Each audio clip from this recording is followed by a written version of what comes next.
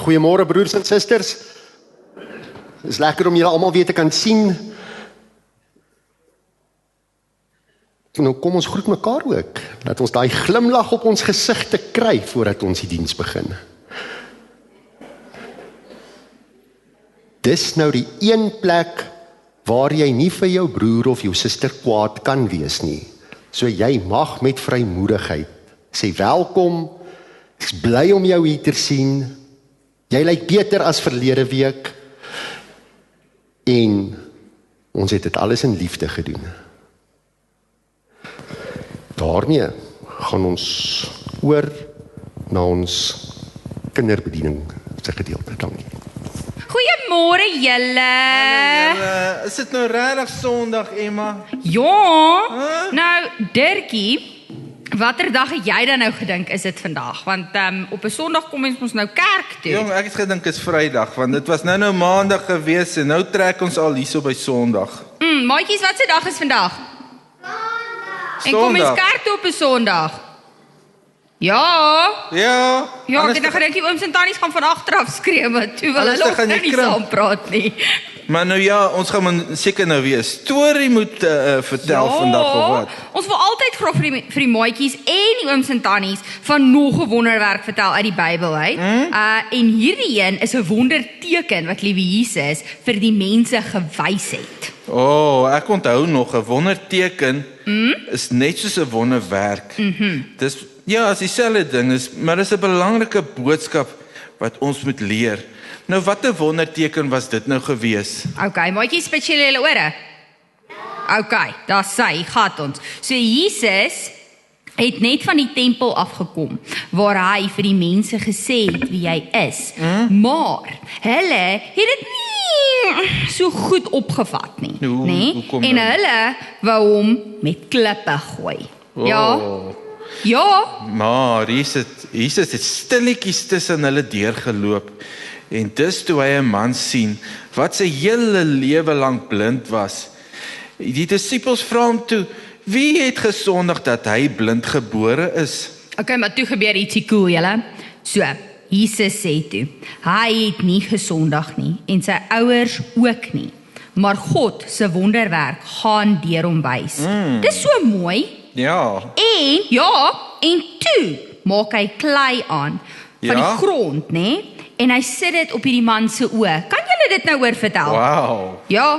Maar in Genesis het God mos vir Adam ook van klei gemaak, nê? Het liewe Jesus nou vir hom oë gemaak of wat? Nee, ek is nou nie 100% seker of hy nou vir hom oë gemaak het nie, Dirkie. Hy het nie dadelik gesien nie. Dis wat almal vergeet van daai storie. Ja. Ja? Jesus het hom toe na Siloam toe gestuur en hom gaan was. Ja? Nou maatjies, wat dink julle beteken daai groot naam? Siloam. Wat dink julle beteken dit? Weet jy nie? Okay, maar ek dink, ek gaan ons van julle vertel. Kom ek vertel jou. Okay.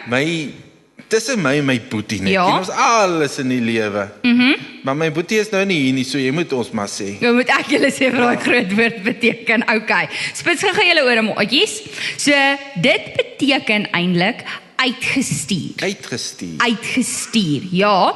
En toe die man wat blind gebore was, terugkom, toe kon hy vir die eerste keer in sy lewe weer sien. Kan julle dit glo? Sjoe! Ja? Maats, ek dink hy was baie bly geweest, want hy het ook seker al gewonder wat al die mense van praat as hulle dinge sien. Ja. Maar ek het so 'n idee dat Jesus ons ietsie wil leer uit hierdie wonderwerk uit. Ek dink definitief so, Dirkie.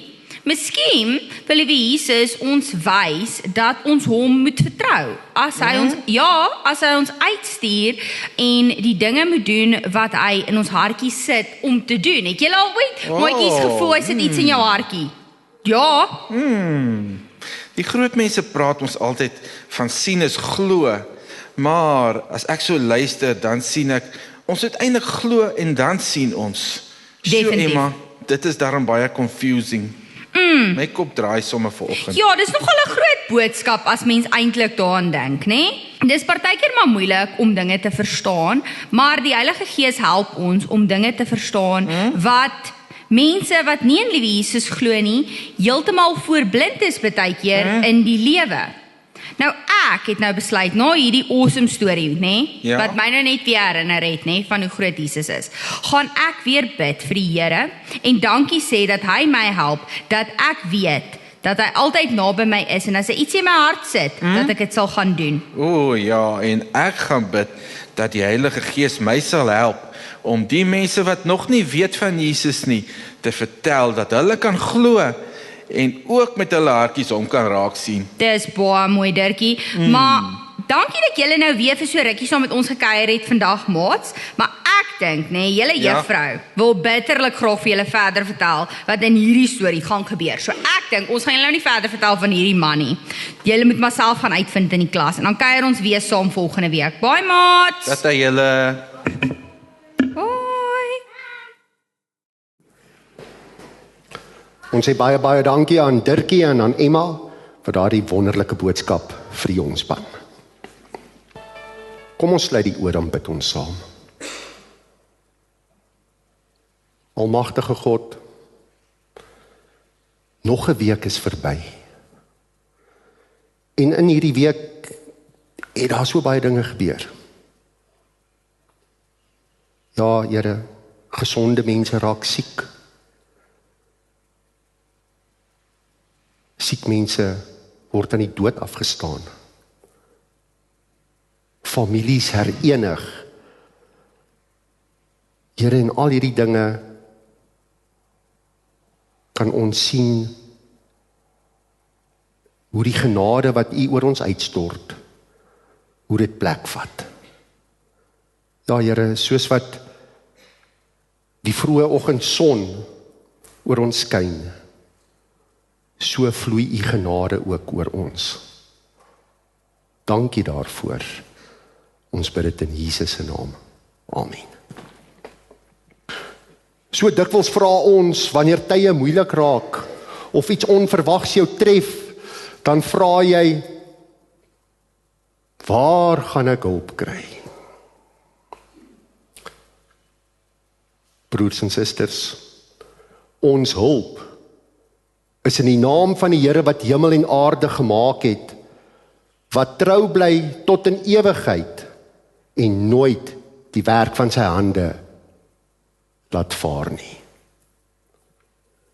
Genade, vrede vir julle van God ons Vader, die Here Jesus Christus, deur die kragtige werking van die Heilige Gees.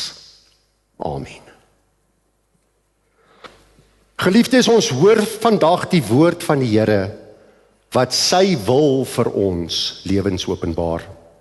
Die apostel Paulus skryf in Romeine 13 vers 8 tot 10 die volgende: Julle moet niemand iets verskuldig wees nie, behalwe om mekaar lief te hê.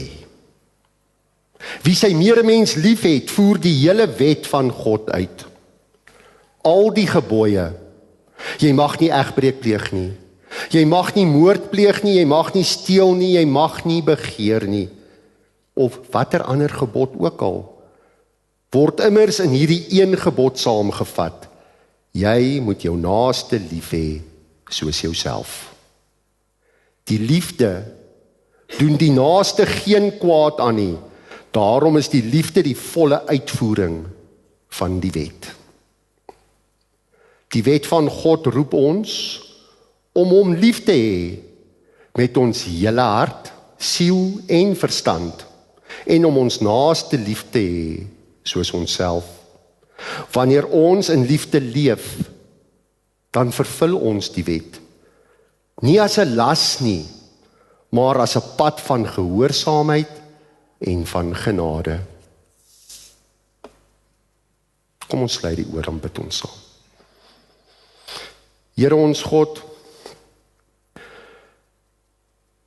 U het ons geroep om U lief te hê met ons hele hart, met ons hele siel en al ons verstand, en om ons naaste ook lief te hê soos onsself. Maar Here, ons bely vanoggend dat ons dikwels vergeet, dat ons eenvoudig net ons eie planne volg, dat ons nie luister na U stem nie, en dat ons liefde koud geword het. Ons het soms die wet as 'n las beleef en nie as 'n pad van liefde nie. Here, ons het die woord gehoor, maar ons het nie gedoen soos dit sê nie. Ons het ons naaste seer gemaak. Dalk deur die woorde wat ons gebruik het, deur ons dade, en ook omdat ons nalatig was. En daarom bid ons vanoggend, Here, wees ons net genadig. Amen. Laat ons die Here ons God lief hê, met ons hele hart, siel en verstand. En ons naaste soos onsself, want die liefde is die vervulling van die wet. Ons moet lewe soos volgelinge van die Here Jesus Christus. Geliefdes in die Here Jesus Christus, ons tema vir volgende prediking gaan oor oefen daai glimlag. Nee, is nie net 'n tema nie, ek vra vir julle, oefen daai glimlag. Daar sy is nou baie beter. En ons skriflesing gaan kom uit die Ou Testament en dan gaan vir ons voorlees uit 2 Samuel 5 vanaf vers 17. Dit is 'n wonderlike boodskap om vanoggend te kan hoor. En dan gaan lees uit die 83 vertaling, van my kant af die Kansel Bybel. U is welkom om op die skerm saam te lees. 2 Samuel 5 vanaf vers 17. Die opskrif in die Bybel, Dawid verslaan die Filistyne. Toe die Filistyne verneem dat Dawid tot koning oor Israel gesalf is, het hulle almal teen hom opgetrek. Dawid het dit te hore gekom en op 'n strategiese plek gaan stelling inneem. Die Filistyne het gekom en die spooklaagte binnegeval. Dawid het die Here geraadpleeg en gevra, moet ek teen die Filistyne opruk? Sal U hulle in my mag oorgee? Die Here het hom geantwoord, ja, trek op, want ek gee hulle beslis aan jou oor. Dawid het toe deur 'n groot kloof getrek en hulle daar verslaan. Hy het gesê, die Here het my vyand voor my gekloof, soos water 'n wal kloof. Daarom het hy die plek Groot Kloof genoem. Die Filistyne het selfs hulle afgodsbeelde net daar gelos. En Dawid en sy manskappe het dit opgetel. Toe die Filistyne weer opruk en die spooklaagte binneval, het Dawid die Here geraadpleeg. Die Here het gesê, moenie optrek nie, draai na hulle agterhoede toe en val hulle van reg oor die melkbos. Wanneer jy 'n geritsel in die toppe van die melkbosse hoor, moet jy blitsvinnig aanval, want dan trek die Here voor jou uit om die kamp van die Filistyne te tref. Dawid het gemaak soos die Here gesê het, en die Filistyne van Geba af tot by die ingang na Geser verslaan. Tot sover. Broers en susters, welgeluksalig is elkeen van ons wat vanoggend luister na die woord van God en dan ook doen soos dit vir ons sê. Nou hierdie week lees ek 'n boek van 'n ene Marianne Hatting. Dis 'n dame wat 'n boekie aan mekaar gesit het. En die boek se naam is Harte op papier. En hierdie boek vertel 'n verhaal van wat in ons tyd afspeel. En ek gaan vanoggend hierdie boek gebruik om die boodskap wat ons saam gelees het mooi te verduidelik. Die storie in hierdie boek word geskryf deur 'n anonieme ma. Sy begin met haar graad 1 juffrou. En die juffrou se naam was juffrou Christine. Nou juffrou Christine was betrokke by kunswedstryde, by operettes en skoolkonserte. En sy het altyd, terwyl konsert geoefen is, vir haar kindertjies gesê, julle moet smile. Want as jy nie dit inoefen nie, gaan julle verseker op die groot aand, wanneer daar baie ligte is en baie mense in die saal sit, gaan julle nie onthou hoe om te smile nie. So smile. Sy skryf hoe hierdie sinnetjie haar bygeval het en bygedra het in die hantering van haar seerste seer, haar mees vreesaanjaendste oomblikke in haar lewe. En ek wil net 'n gedeelte uit die boek uit aanhaal. Sy skryf, indien jy nie 'n persoonlike verhouding met die skepper van die heelal het nie, indien jy nie sy woord en waarhede najaag nie, en indien jy nie oortuig is van die kragtige werking van die Heilige Gees in jou daaglikse lewe nie, daar 'n kans is dat jy op die groot aand, wanneer jou 7-jarige dogtertjie stukkie vir stukkie haar seer kry onthul, jy nie gaan onthou wie jou skepper en jou helper is nie. Jy gaan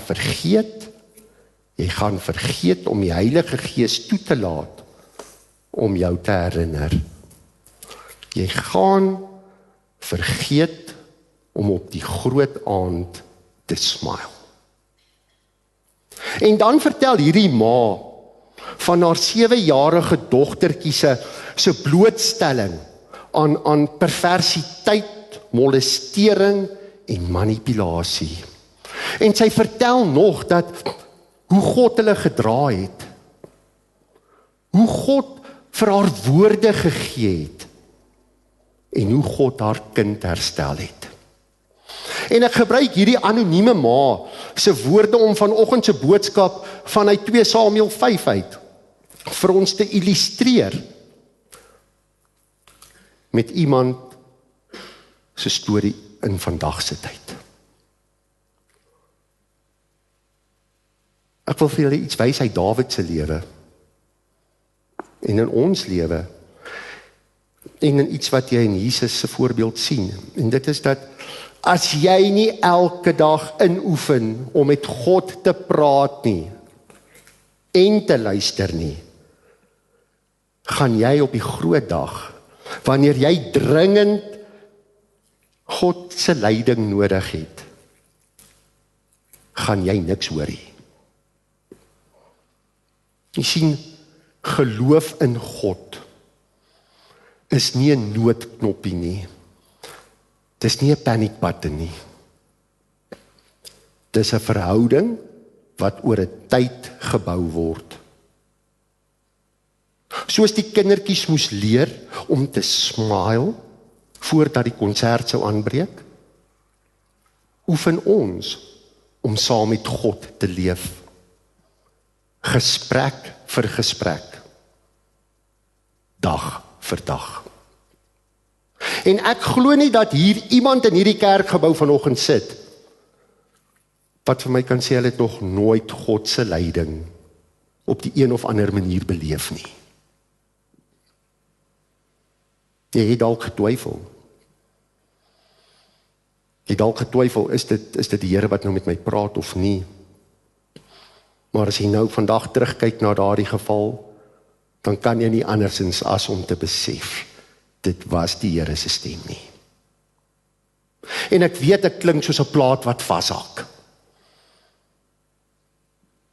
As ek praat van 'n plaat, dan neem ek aan ons almal weet van 'n plaat. Ons is almal in daai ouderdomsklas. Maar ek gaan dit weer 'n keer sê. Dit gaan oor 'n verhouding met God. 'n Verhouding wat oor tyd gebou word. Ons het die verhoudingsboustene al 2 maande terug behandel en gaan lees dit weer. 'n Verhouding met God, die hele Matteus Evangelie. Dit is soos hierdie smile in ons storie wat die kindertjies moes inoefen. Ons gaan nie die groot en die moeilikheid van die lewe, daardie oomblikke waar alles raas en onstuimig is, skielik God se antwoorde vind nie. En soms leef ons baie naby aan die Here. Maar dan kom daar 'n oomblik of 'n dag wat jy niks wil hoor nie. Wanneer jy doof is, bedoelende dat jy wil niks weet nie. Jy maak soos Elia. Onthou julle Elia se storie? Hy het mos gevlug. Hy was moeg en moedeloos. En toe het hy in die woestyn gaan lê om te sterf. Hy het niks gehoor nie. Later in die stille aandwind het hy God se stem weer 'n keer ervaar. En Dawid het dieselfde gewoonte gehad. Telkens vra hy die Here, wat moet ek doen? En dan antwoord die Here hom. En die Here antwoord hom 2 keer.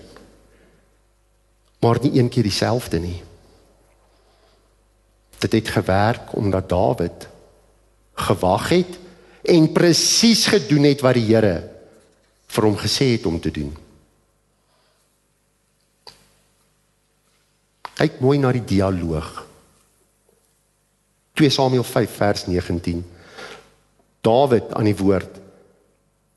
Here, moet ek teen die Filistyne opruk? Sal U hulle in my mag oorgee? Die Here antwoord, ja, trek op, want ek gee hulle beslis aan jou oor. Dawid is weer aan die woord, hy raadpleeg die Here weer, en die Here gee vir hom op 'n tweede geleentheid die antwoord, moenie optrek nie, draai na hulle agterhoede toe en val hulle aan reg oor die melkbosse. Wanneer jy 'n geritsel in die toppe van die melkbosse hoor, moet jy blitsvinnig aanval, want dan trek die Here voor jou uit, om die kamp van die Filistyne te tref. En dan vers 25, Dawid het gemaak, soos die Here gesê het. Hoor jy dit? Sien jy dit ook raak? Dawid vra, en die Here antwoord. En die Here gee nie 2 keer dieselfde antwoord nie. Dit het gewerk, want Dawid het op die Here gewag, en presies gedoen soos die Here gesê het. Iemand het iewers op 'n tyd geskryf, het raak gelees, ek weet net nie waar nie, dat ons sal mos eers 'n geveg begin. En wanneer dinge nou begin moeilik raak, dan sal ons bid. Of ons sal bid, maar wat ons eintlik voorbid is nie vir lyding nie, maar dat die Here ons planne sal maak werk. Ons bid soos toe ons nog in die huis was. Ma en pa, ons bid asof ons raad sou vra van ons ouers, maar ons het klaar besluit hoe sal dit werk. 'n Mens moet met 'n oop gemoed, sonder eie planne en eie idees, by God sit en vra, Here, hoe nou? Wat nou? En iewers op die een of ander manier gaan jy antwoorde kry. Het sy in iemand wat oor jou pad kom, het sy in iets wat in jou binneste net sê, dit is reg, of in hoe jou eie omstandighede uit sou speel. En soms sal daar ook 'n stilte wees. En wanneer jy die stilte beleef, dan maak jy onder druk jou keuses na goeddenke en in die lig van wat jy in die woord van God weet. En selfs as jy dit ook verkeerd sou doen, sal God jou nooit verlaat nie. Want 'n mens leer sommer gou dat God werk nie met 'n resep nie.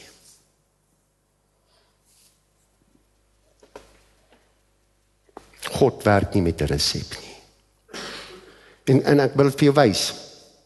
Onthou julle die heel eerste stad in die beloofde land wat Israel moes inneem, was Jerigo gewees.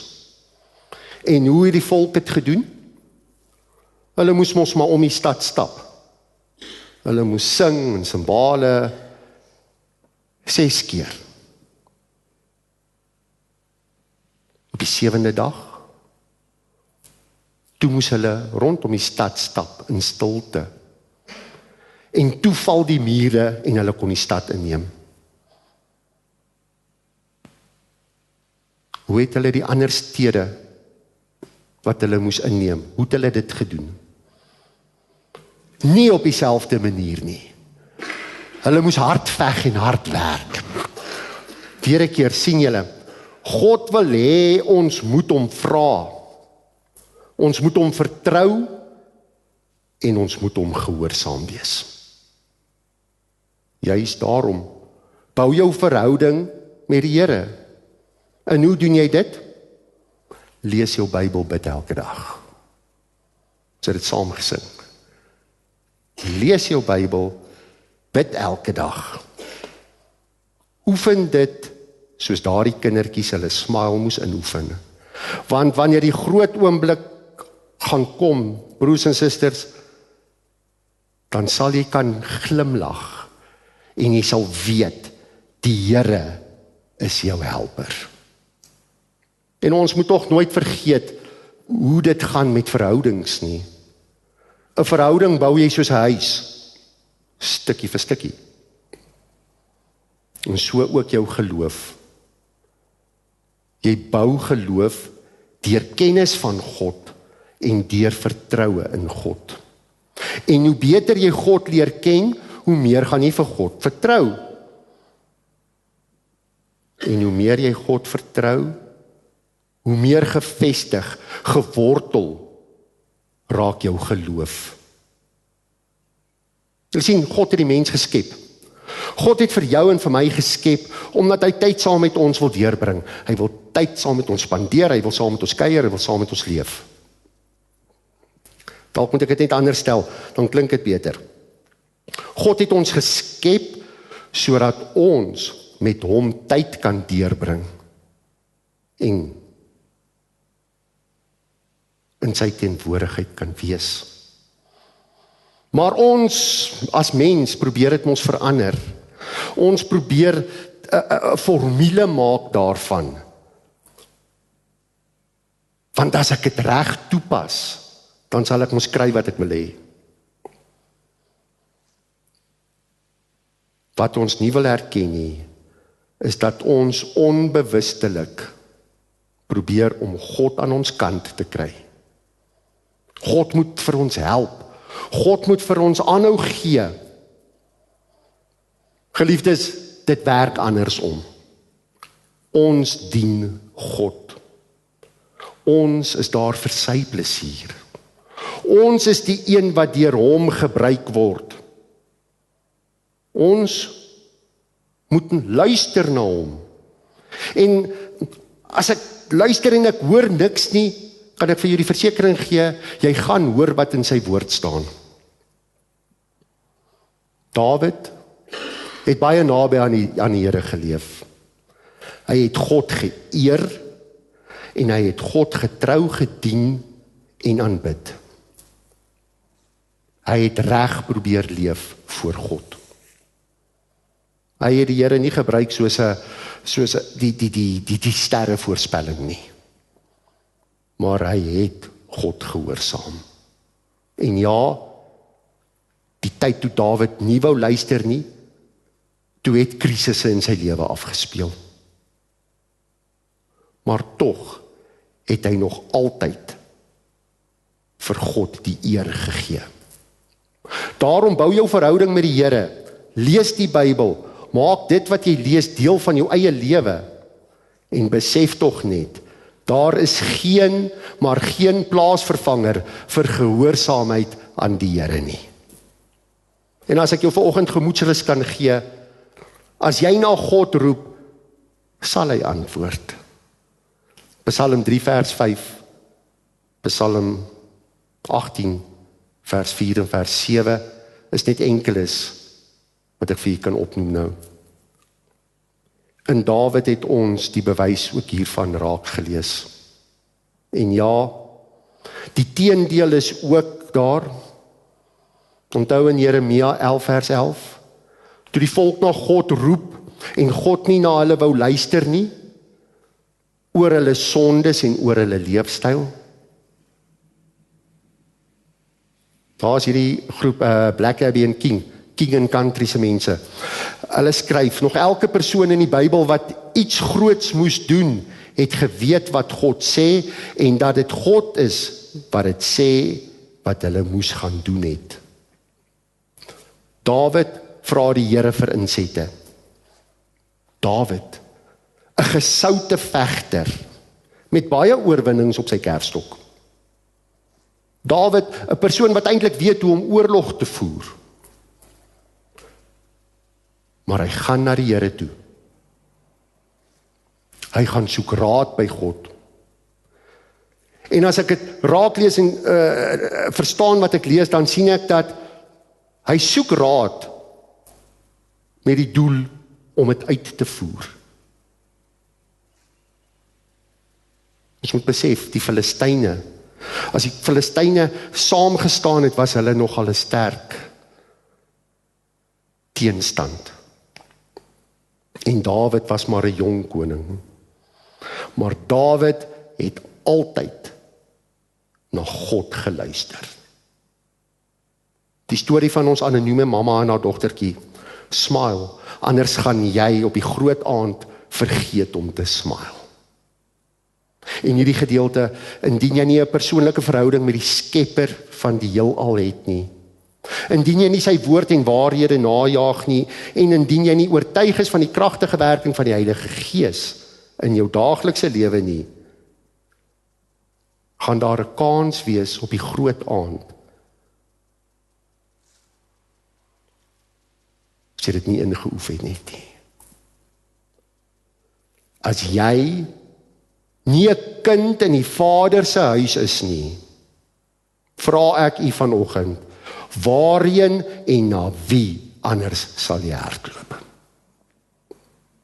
As jy nie gewoond daaraan is om tyd met God te spandeer nie, gaan jy nie in 'n krisistyd met hom kan praat nie, en nog minder hoor wat hy vir jou te sê het. Broers en susters, wanneer die ligte helder skyn en die groot oomblik aanbreek, sal jy net kan glimlag en luister as jy dit elke dag geoefen het. Om saam met God te leef, sy woord te hoor en sy gees toe te laat om jou te dra. En mag ons as 'n gemeente mekaar ook aanmoedig en vir mekaar sê, maak tyd om saam met die Here te lewe. Amen. Kom ons sluit die oë. Here, dit is so wonderlik om in die woord te kan lees van Dawid, wat so baie al bereik het, maar tog tot u genader het en gevra het. Hoe nou? Here, wat wil u hê? Hoe moet ek dit doen? Here, en Dawid vra met die doel om dit uit te voer. Hy vra vir raad en hy pas dit toe. En ons in vandag se tyd skiet so tekort. Here, ja, ons vra en dan is dit nie wat ons wil hoor nie. Dan doen ons dinge op ons eie. Vergewe ons daarvoor, Here. Here, mag ons van vandag af ons broers en susters aanmoedig om elke dag in die woord van God te spandeer. Mag ons nie skaam wees om vir mekaar te sê, ek groet jou in die wonderlike naam van God die Vader, die Seun en die Heilige Gees nie. Here, help ons daarmee, Help ons om dit in te oefen, dat dit deel word van ons daaglikse bestaan, die manier hoe ons lewe. Here, want dit is al manier wat daar eintlik is. Ons is klein, Here. En ons gebed is meer van U en minder van onsself. Help ons daarmee, ons bid dit in Jesus se naam alleen. Amen. Ons dra die dankoffers in gebed op. Here, ons het vanoggend saam gesing 'n gebed wat sê, laat U naam geheilig word, laat U koninkryk kom, laat U wil geskied. Here, so ook met ons dankoffers, laat U wil sal geskied. Amen. Broers en susters, lees jou Bybel, bid elke dag. Oefen dit in. Wanneer jy God aanroep, dan sal jy hom hoor. Ontvang die seën van die Here. Gaan leef dit voluit vir die week wat voorlê. Die genade van die Here Jesus Christus, die liefde van God ons Vader en die teenwoordigheid van die Heilige Gees bly met elkeen van ons. Amen.